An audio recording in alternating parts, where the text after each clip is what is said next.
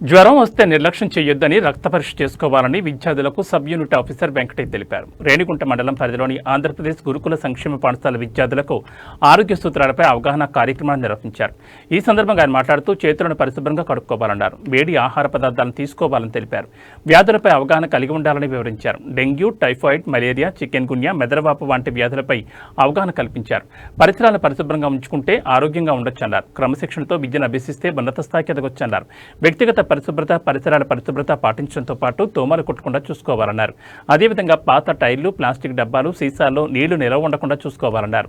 5 రోజుల మించి నీళ్లు నిలవ ఉంటే దోమలు ఉత్పత్తి అవుతాయన్నారు. ఆరోగ్య సూత్రాలను పాటించి ఆరోగ్యంగా ఉండాలన్నారు. ఈ కార్యక్రమంలో ఆరోగ్య కార్యకర్త, ఉపాధ్యాయులు, విద్యార్థులు పాల్గొన్నారు.